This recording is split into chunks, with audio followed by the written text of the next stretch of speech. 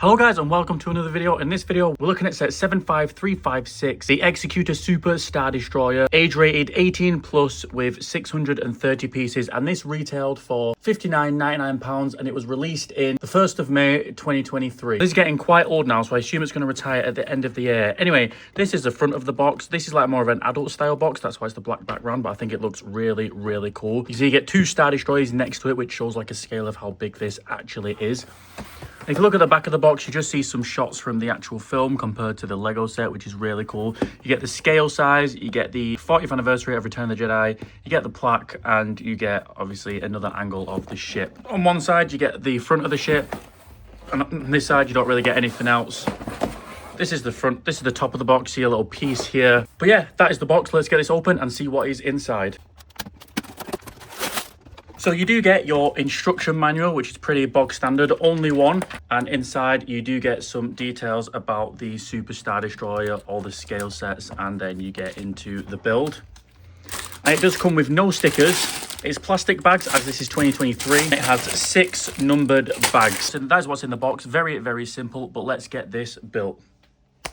So this is the Super Star Destroyer. And as you can tell, it is like quite long, you know, for the price, and seeing as it's just a midi scale model, obviously the actual model, like the UCS version of this, is really big, but this is already really long, way longer than the Acclimator and longer than the Invisible Hand, because I've built that as well. But let's take a closer look at everything. So firstly, at the bottom, as you can see, it has a plaque which is printed. It says the Executor, and next to it, it has the 40th anniversary of the Return of the Jedi.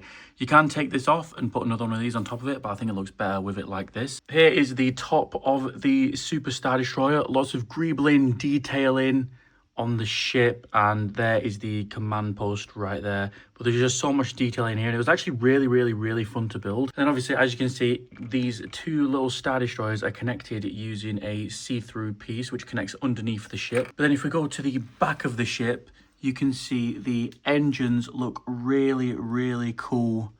Nice orange engines, and some of them are actually different sizes as well. And if you turn it underneath, you can actually take this off. So you just take it off like that. And this is the underneath of the ship. Obviously, you can see where the Star Destroyers are connected. You can see more of the engines. It's really cool, really well detailed. And it's just a really good size. So this is the Acclimator versus the Super Star Destroyer, and the size is just crazy. Like, I know this one was, I think, 70 and this one was like 45, but like still, it is crazy. And I think that this one just looks way better. This might be my favorite midi-scale ship so far. But you can also open the interior a little bit, which I'll show you now. So these panels can be removed. They're not like super securely stuck on. I don't think they're meant to be taken off. So you can take this panel off like that, and as you can see, very colourful on the inside, which I found quite funny. And one of these brown things have just come off with this. So I don't think it's meant to be taken off, but there is an Easter egg inside, which I'll show you. And you take the other side off. Take the other side off. As you can see, there's all 3 of the brown stud things. So this is how the ship looks without all of the side paneling, and you can see here, this is a little Easter egg. So in Empire Strikes Back, Darth Vader obviously hires all the bounty hunters to find Luke Skywalker, or is it Han Solo? I can't remember, but these are all little studs of the characters. So you've got IG-88, you've got the bug looking guy, I can't remember his name, Bosk, you've got Dengar, you've got Boba Fett at the front, and I can't remember who this guy is, I'm not gonna lie, but you've got Darth Vader at the front commanding them all.